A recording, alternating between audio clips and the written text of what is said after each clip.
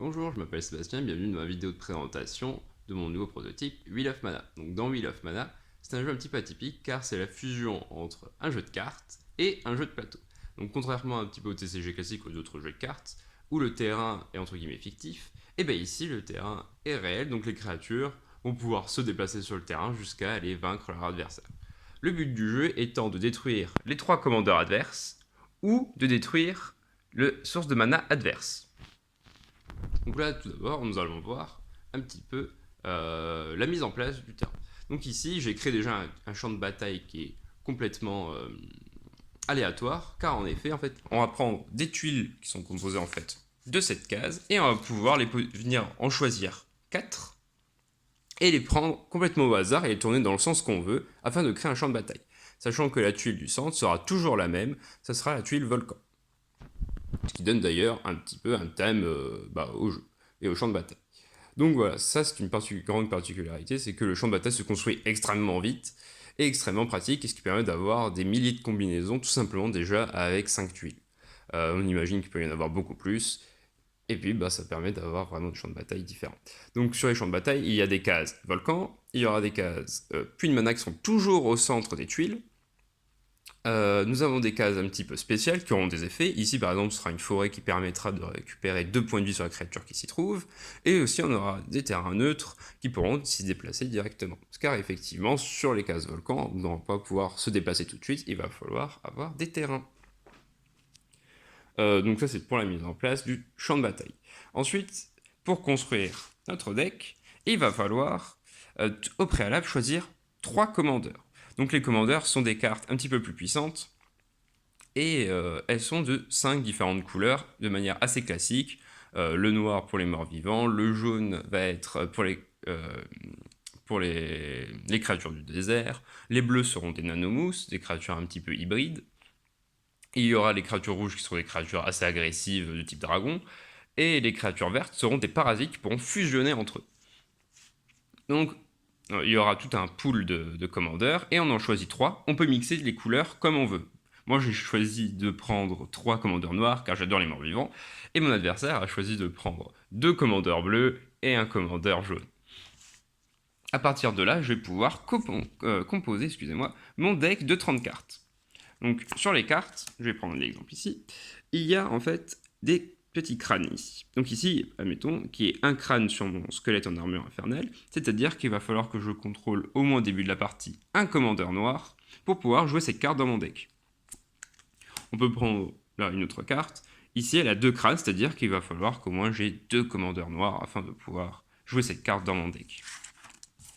Donc, pour reprendre l'exemple un petit peu pour mon adversaire, lui a 2 commandeurs bleus et un commandeur jaune, c'est-à-dire qu'il pourra jouer toutes les cartes avec un symbole désert, également avec un symbole bleu et 2 symboles bleus. Une fois que nous avons tout ça, et qu'on a mis nos commandeurs autour de notre source, ici c'est nous. Donc ce que nous représente nous, ici c'est une aide de jeu, donc on verra voilà. Mais après, quand on est habitué, on pourra l'enlever, ce qui intègre directement le joueur à sa place. Et ce qui permet de le rentrer directement dans le champ de bataille. Hop, on remet ça un petit peu en place. Et voilà, du coup, on va venir s'entourer de nos 3 commandeurs pour nous protéger notre source. Et maintenant, on va pouvoir commencer à jouer. Donc, comment se passe déjà le début de partie? Eh bien, on tire 5 cartes de notre paquet. 4, 5. Moi, je les retourne pour vous, mais bien sûr, elles seront face cachée pour votre adversaire. Et hop. Et je commence avec une main de cartes. Le tour de jeu, comment ça se passe? Donc là, on va dire exceptionnellement au premier tour, je ne tire que 5 cartes et je n'appliquerai pas les effets de début de tour. On va dire que nous sommes déjà dans un tour avancé. Au début de mon tour, je tire une nouvelle carte. Et puis, on va regagner de la mana.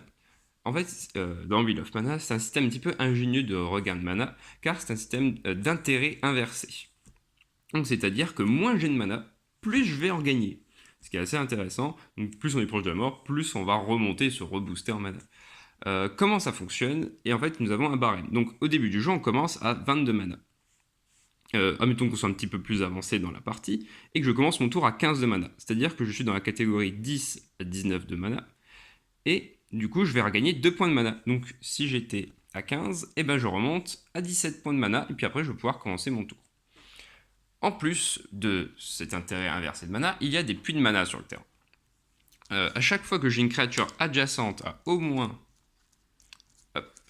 un puits de mana, je vais pouvoir regagner un de mana supplémentaire. Donc c'est-à-dire que je reprends mon exemple à 15 de mana. D'abord on applique l'intérêt inversé, donc je regagnerai 2 de mana, 17. J'ai une créature près d'un puits, 18. Et j'ai une autre créature à côté d'un puits, 19. Donc là j'aurai gagné 4 points de mana au début de mon tour. Hop. On va reprendre ça. Tac. Hop. Alors une fois que j'ai gagné mon mana, je vais pouvoir commencer à jouer. Alors qu'est-ce que je peux faire durant mon tour? Je peux déjà créer un terrain. Donc pour créer un terrain, il va falloir défausser une carte qui corresponde à la couleur du terrain que je veux créer. Donc c'est-à-dire que là par exemple, je défausse une carte noire, je la mets au cimetière, hop, et je vais pouvoir créer un terrain. Quand je crée un terrain, je dois le positionner forcément adjacent à un autre terrain que j'ai déjà, donc on a 3 de base forcément avec nos commandeurs, ou à une créature que j'ai sur le terrain déjà au préalable.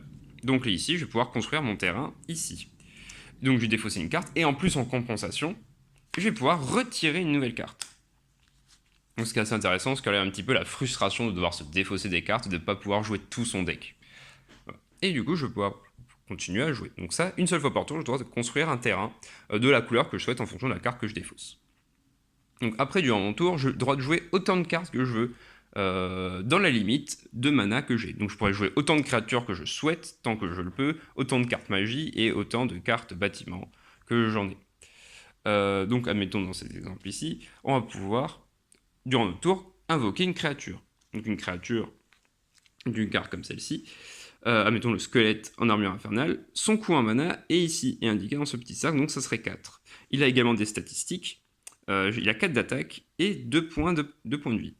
Donc si je veux l'invoquer, je dépense 4 points de mana, donc on peut calculer avec tout simplement soit une application, soit des crayons, hein, on peut tout simplement compter. Et puis du coup je perdrai 4 mana, je passerai, du coup, vu qu'on commence à partir à 20, je serai à 16, et je peux invoquer ma créature noire sur un terrain noir que je possède. Donc là ici, il pourrait être invoqué ici. Si j'avais un terrain noir qui était là-bas, directement là-bas, je vais pouvoir invoquer directement ma créature là-bas, et mettre un peu plus de pression à mon adversaire.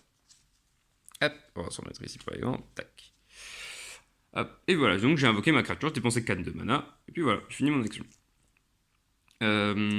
Autre action possible qu'on va pouvoir faire durant notre tour, c'est jouer bien sûr une carte magie. Donc tout simplement, la carte magie, je dépense le mana, donc ici je dépenserai 1 de mana, je la mets au cimetière, j'applique son effet, etc. Et puis l'effet s'active.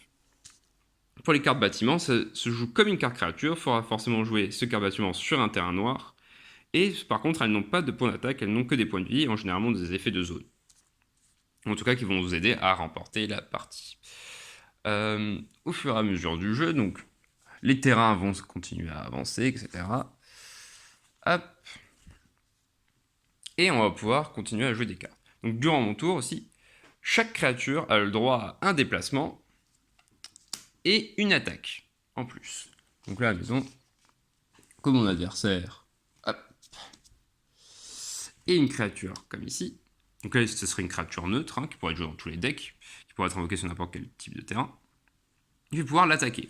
Donc comment ça se passe? Je prends mon attaque et je le soustrais à ses points de vie qui sont ici de 5. Et inversement, la créature que j'ai attaquée va contre-attaquer. Donc c'est-à-dire qu'il va m'infliger, il a 7 points d'attaque, il va m'infliger 7 points de dégâts.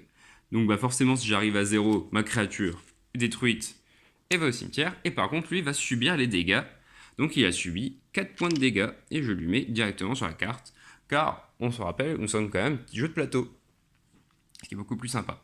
Voilà, donc à mon tour, j'ai le droit de jouer autant de cartes que je veux, en fonction de la mana bien sûr que j'ai, hein, je ne peux pas descendre en dessous de 0.